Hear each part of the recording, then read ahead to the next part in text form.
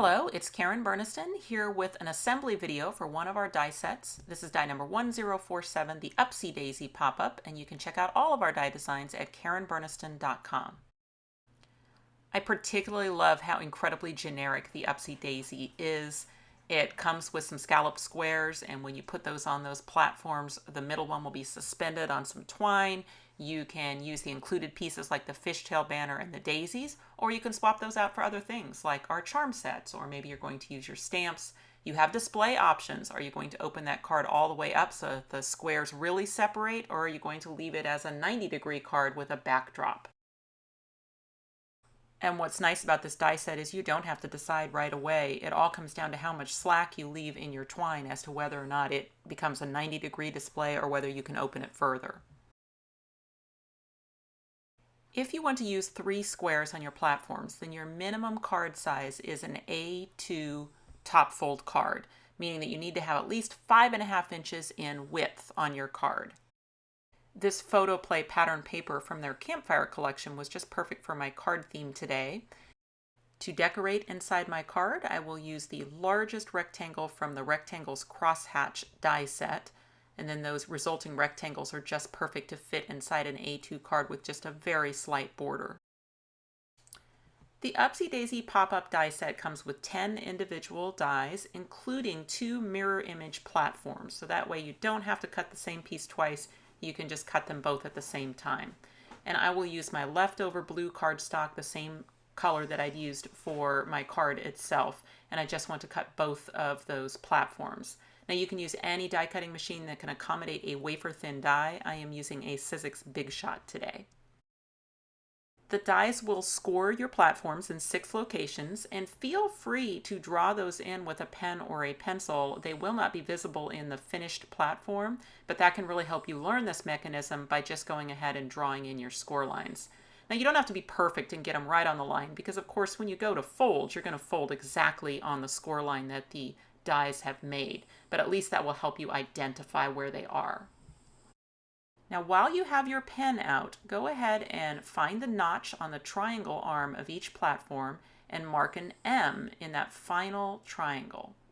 And then go down and find the tapered tab at the bottom of the rectangle part of the platform and mark a V. And do that on both of your platforms. That can really help remind you which way to fold the folds. So what that means is we're going to do mountain folds on our triangle arms, and we're going to do valley folds on our rectangle arm. So these 2 folds along the triangle arm will be mountain folds. So that means you fold away from yourself, and the finished fold you're looking at the top of the mountain. Then the other 4 folds that are along the straight section of the platform will all be valley folds, which means you put your thumbnail into the line and fold towards yourself. You're looking into the valley. You'll want a strong adhesive. My choice is my fine tip bottle filled with Lineco neutral pH adhesive. We do sell both of those items on our website, but you could just as easily use a strong glue dot or tape, just something that's going to hold up to a lot of opening and closing.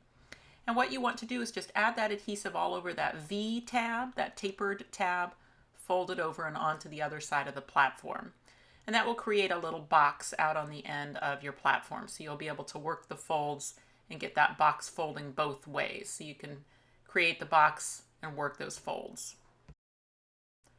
I'll speed things up for the second one. It's exactly the same. The 2 folds on the triangle end are mountain folds. The 4 along the straight end are all valley folds. Then you'll add your adhesive on that V tab, so the tapered tab, and then attach it to the other side of the long box platform. And then once that glue sets up, you can work the folds both ways. So now the platforms will just stand on the table. If you have the triangles towards the bottom, you'll see they'll just stand there. And what you can do, it's optional, is you can add a little X underneath each platform to remind yourself which section gets adhesive for adhering these platforms inside the card. Now let's adhere these platforms inside the card. We'll start by adding a strong adhesive all over the M triangle. So that can be the glue again, or you can use a strong tape or glue dot. And then we always want the triangles towards the outside of the card, lined up right in the fold of the card, right along the fold, with the tip of the triangle on the edge of the card. And notice that the triangle is attached in the panel that's below the fold. Okay, so it's not above the fold, it's below the fold, but right in the fold, if that makes sense. And then we're going to do the same with the other platforms. So the adhesive goes all over the M triangle. We're going to orient that just below the fold, but the edge of the triangle will go right in the fold. The tip of the triangle will go right to the edge of the card, and you'll notice that both of your boxes are toward the inside of the card. So now let's collapse those boxes down and get them into the closed position. If you look here next to your M triangles, you've got two folds, the one next to the triangle itself, and then the second one is actually closer to the box, and that's the one you actually want to fold on. So we're going to fold on that, fold right next to the box, and then we'll further collapse the box down so that I can see the X. So that is the closed position for the platform. Then I'll do the same thing on the other side, choosing the second fold and then collapsing down the box so that I can see the X's. And it is those X panels that is going to get the adhesive. So once again, a strong adhesive. I'll use my glue, but you could just as easily use a strong tape, and coat those entire little X panels with adhesive. And then we'll want to hold this thing flat while we carefully close the card against that exposed adhesive. Since I used glue, I'll give it a second to set up. And then even after opening my card, I'm going to stick my fingers inside those two boxes and really press down on that X panel that I've just adhered so that I can open the entire card up and not have that box pop back off again. So just that first time that I open it, I like to have my fingers inside the box. And then in keeping with the X means adhesive, I can add some X's up on top of the two platforms.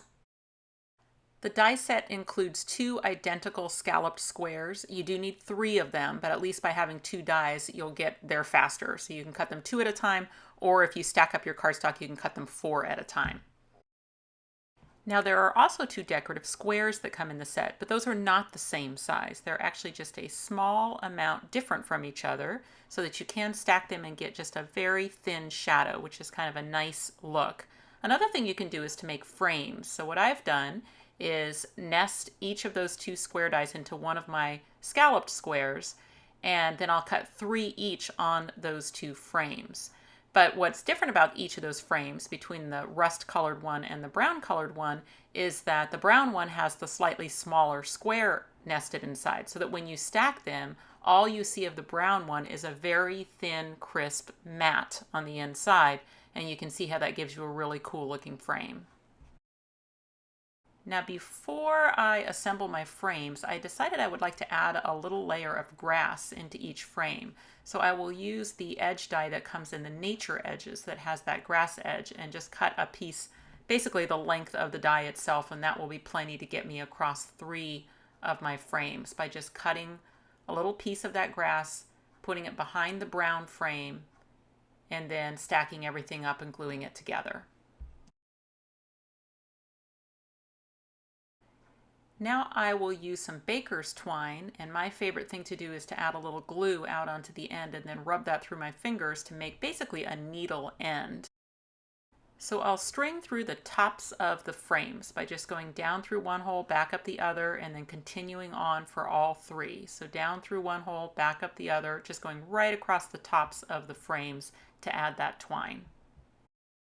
And you definitely want a long enough piece of twine that you've got a lot of slack in it that you can adjust later after adding this to your pop-up. But you only need one end to be able to adjust it. So you can tie off one end of the twine. It doesn't matter if it's the right side or the left side, but if you just tie a knot in that twine, but then leave all the slack and everything loose through the rest of it. Now I'll use another piece of twine and do the same thing across the bottom holes of the set. This is completely optional, but there is a fishtail banner that comes in the set. It doesn't have holes in it, but if you punch a hole on either end, then you can string on that fishtail banner if you like that look, kind of along the bottom of the second square. So that's just a matter of adding that to the twine as you go. And then again, tie off the knot on the same side as the first one, but leave all the slack in the piece. And I decided to decorate my fishtail banner. I would add the word hello from word set 6. Now that hello is a little bit larger than the fishtail banner, and I chose to keep the bottom edge along the banner so that it would easily be able to hit the card and close. I did discover later that a little bit of my H hook kind of tends to get tied up in the twine. If I had it to do over, I might have used the smaller hello that comes in word set 1. But this does work. It's just a little bit fussy because my hello was a little big for my fishtail banner. There is a flower that comes with the Upsy Daisy set. It comes in 3 pieces, and I am using some fun foam and an embossing stylus to just shape the leaves on the stem portion. Then I stacked my stitched flower and the decorative circle together and then glued those to the stem. And then I just made a second one the exact same way. And I also assembled the squirrel and the fox from the Woodland Animals set and then used all of my decorative pieces to decorate those squares, just tucking in the items kind of behind the grass. Okay, time to add my square set to the platforms. And I probably don't want to just eye this. I would like to let the card tell me where these squares should go. So I do that by placing the set face down and making sure that the outside squares stay within the card limits. And then the upper edge of the square, I'm just going to come down a little bit from the top of the card. So I didn't do any measuring, it should hit it even if that square was all the way up to the edge of the card. But I just came down a little bit just to make sure that my platforms would hit the back of those squares. So it's the 2 outside squares that are going to get glued to those platforms. We're going to end up closing the card to make the platform pick up the squares. So I do have to make sure that my center square is not in the way. So temporarily I'm going to tuck it behind those 2 outside squares. Then I'm just going to make sure again that I've got a nice alignment on my 2 outer squares and then just close the card and give that glue a second to set up. So now those platforms are going to pull those outer squares up and move them out from the card, and that will suspend the center square in the middle. And now comes the adjustment phase, because you can see you might love where it ends up. It sort of depends how far you want to open the card. Do you want to open it up to a flat card? Because you'll need more slack in your twine if you do. Or for this card, I decided to have it be one of those cards that you display at 90 degrees. So in that case, I can take quite a bit of slack out of my twine. So to do that, I'm just going to carefully pull the twine on the left side of the card there to bring up the center square until it's suspended in between the other 2 in a position that I like. And then I test it a few times. I make sure that it's opening and closing nicely. And then I just tie off a knot on the left side of the twine. And then since the deer in the paper was wearing some glasses, I thought it would be fun to add some glasses to the raccoon from the paper and then to the little woodland creatures.